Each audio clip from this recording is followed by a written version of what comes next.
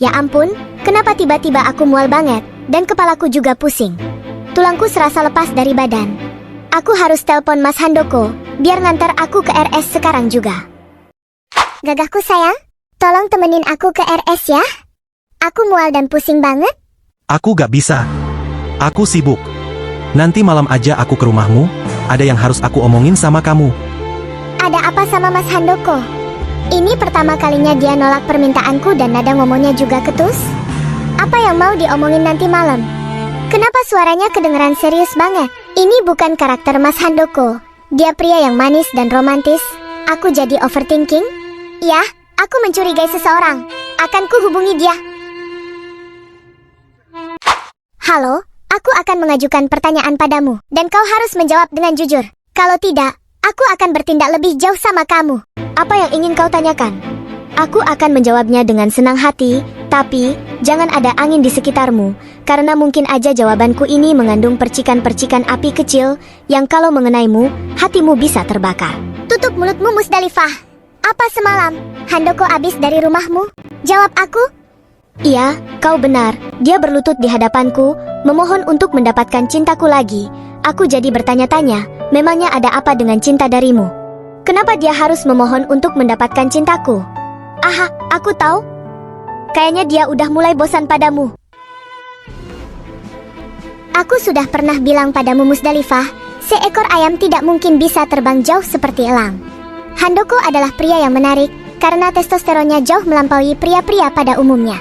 Jika dalam sehari kau bisa membuat Handoko melupakanku, maka hanya dalam waktu 1 detik aku bisa membuatnya berlari lagi menuju tamanku, karena dia sangat menyukai kelopak bunga kantil yang harum semerbak. Bu, selamat ya. Sebentar lagi, ibu akan jadi mamah muda. Jantanku sayang, kamu bilang malam ini ada yang mau kamu omongin. Jadi kan? Aku udah nungguin kamu, jantanku sayang. Aku udah sediain makanan kesukaan kamu nih. Ada 2 paha ayam, 2 kue mangkok, sama 1 hamburger spesial. Kamu pasti suka, jantanku sayang. Aku tunggu ya. Tahan Handoko. Kamu pasti bisa. Jangan tergoda. Aku yakin, kamu akan tergila-gila lagi denganku. Rayuan mautku tidak mungkin ditandingi oleh Musdalifah Martinez. Akulah Gita Braco. Wah, ternyata pesona pria ganteng dan mapan. Kalau pakai sarung ditambah kaos warna putih, vibes-nya jadi menggoda banget ya.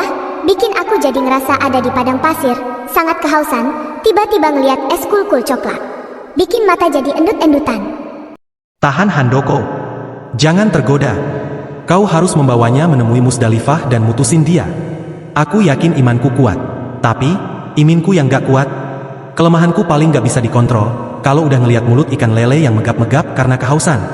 Aku gak boleh gagal dapetin Musdalifah. Ayo kuat Handoko. Jantanku sayang, duduk di pangkuanmu kayak gini, membuat kerang hijau yang bersembunyi di dalam lumpur mulai muncul ke permukaan dan membuka cangkangnya untuk menyerap air yang mengandung plankton-plankton kehidupan. Sepertinya kerang hijau kelaparan. Kasian banget kan kerang hijaunya, jantanku sayang. Sampaikan pesan pada kerang hijau untuk berhati-hati dalam membuka cangkangnya, karena kalau ikan gabus melihatnya, ia akan langsung memangsa daging kerang hijau secara brutal. Ikan gabus yang corak sisiknya agak burik, dan kepalanya jauh lebih besar dibanding ekornya, juga berkumis melintang seperti kumis bapak-bapak Frindapan. Ikan gabusku sayang, apa kamu masih ingat waktu aku nanya tentang arti mimpi bisa menangkap 2 burung sekaligus? Waktu itu kamu bilang, artinya orang tersebut akan punya anak kan? Ternyata ucapanmu benar, jantanku. Kayaknya saat ini, waktu yang pas untuk aku kasih tahu kamu, biar kamu gak kaget. Sebentar lagi, kamu akan jadi hot daddy mas, dan aku akan jadi mamah muda. Apa? Hamil? Jantanku sayang, aku mau kita minggu depan udah nikah ya. Soalnya ini demi nama baik kita berdua. Aku gak mau kita jadi hancur karena masalah ini. Kamu akan nikahin aku kan, jantanku sayang? Kenapa keadaannya jadi kacau begini? Dulu, aku memang sangat ingin cepat-cepat nikah sama mungilku, tapi sekarang, ada rencana besar yang harus aku kejar. Harga diriku sedang dipertaruhkan. Aku gak sudi dan gak akan rela kalau Musdalifah milih Osvaldo. Kalau sampai permintaan Musdalifah yang kemarin gak bisa aku lakuin, dan dia tahu aku malah nikah, Ini sama aja kayak Osvaldo ngelempar mukaku pakai kotoran. Aku harus cari akal. Oke, kita nikah minggu depan, tapi ada syaratnya. Aku mau kita nikah siri dulu, dan hanya keluarga inti aja yang boleh dikasih tahu. Gak boleh ada satupun orang luar yang tahu sampai waktu yang tepat. Kamu harus setuju, dan gak boleh ngasih tahu siapapun, meskipun itu sahabat terdekatmu. Ada apa dengan Mas Handoko? Kenapa dia gak antusias sama sekali, bahkan dia pengen nyembunyiin ini dari semua orang? Apa yang dia takutin? Bukannya nikah itu hal positif yang harus dibagiin? Ada apa ini sebenarnya? Aku mencurigai satu hal. Oke Mas Handoko, aku akan nurutin permintaanmu untuk nyembunyiin pernikahan dari semua orang. Kecuali, ada satu orang yang dengan terpaksa, aku akan memberitahunya. Ini adalah permainan yang sangat menyenangkan. Pada akhirnya, akulah pemenangnya. Aku gak sabar ingin lihat ekspresinya begitu dia tahu kamu akan nikahin aku, Mas. Aku mau nyampein sesuatu. Maaf aku sibuk, aku gak ada waktu untuk orang sepertimu. Apa kau yakin? Ini pesan dari Mas Handoko. Temui aku sekarang. Akan kukirim alamatnya.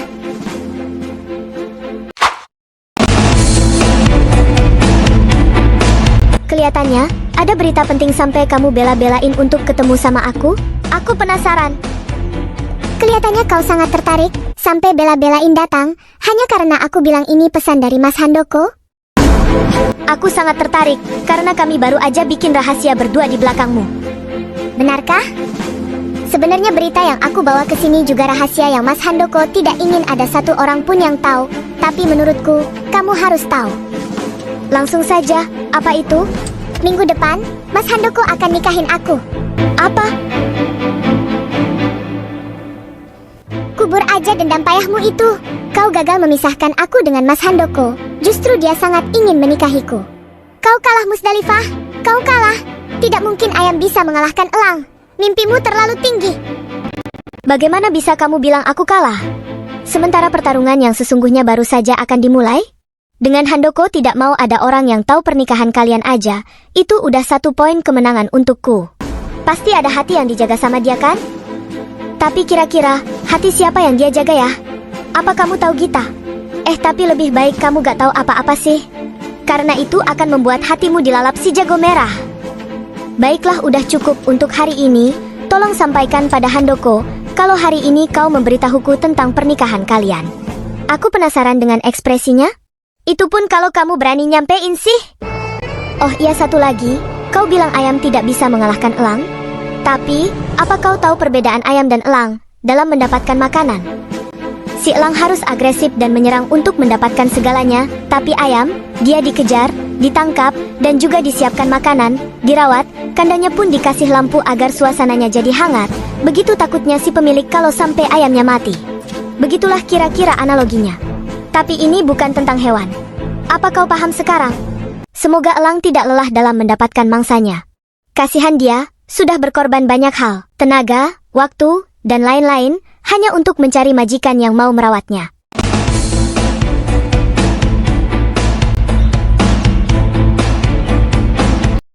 Pak, setelah aku gali lagi, menyelidiki lagi tentang Dewa, dia bukan cuma depresi, tapi di kepalanya ada bekas luka benda tumpul, yang sepertinya bikin dia amnesia juga, Pak. Kayaknya ada hal janggal yang coba disembunyikan pelakunya.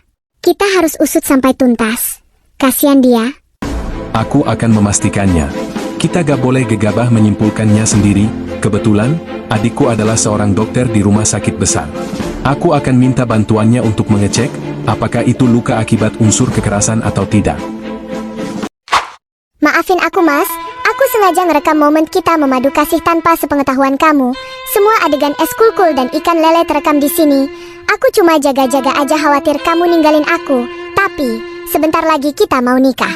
Jadi, aku harus sembunyiin rekaman ini biar gak ada satupun orang yang tahu, termasuk kamu, Mas. Sekarang aku udah gak khawatir lagi, karena kamu mau bertanggung jawab. Aduh, kok gak sampai ya? Mungkin bangkunya kurang.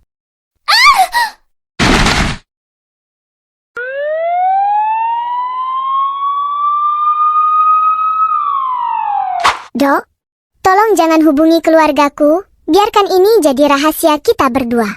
Dan sebagai dokter, Tentu ada aturan untuk tidak menyebarluaskan tentang pasien kan? Aku bisa urus dan bayar sendiri, jadi jangan tanya tentang siapapun, cukup konfirmasi semuanya sama aku. Ibu gak usah khawatir, kami gak mungkin bocorin rahasia pasien.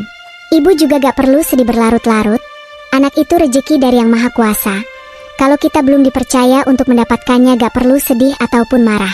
Aku yakin, Yang Maha Kuasa akan ngasih kepercayaan sama kita di waktu yang tepat. Ya udah kalau gitu aku permisi ya Bu. Kalau ada apa-apa, tinggal pencet aja belnya. Dek, Iya Kak, ada apa? apa kamu sibuk? Aku lagi kerja. Kakak butuh bantuanmu. Bantuan? Bantuan apa? Ada seseorang yang ingin aku cek luka di kepalanya, apa karena kebentur atau karena kekerasan dari orang lain? Jadi kakak mau aku yang kesana? Atau kakak yang bawa pasiennya ke sini? Nanti kita bahas lagi. Ya udah kalau gitu. Kalau Mas Handoko tahu aku udah gak hamil, dia pasti akan gagalin pernikahan. Aku gak mau itu terjadi. Aku akan tetap rahasiakan kejadian ini. Aku akan terus berpura-pura hamil. Tidak akan ada satupun orang yang tahu tentang ini. Karena hanya aku dan dokter yang nyimpan rahasia ini. Dokter tidak mengenal lingkungan sosialku sama sekali. Jadi aku rasa aman-aman aja kalau aku jalanin rencana ini.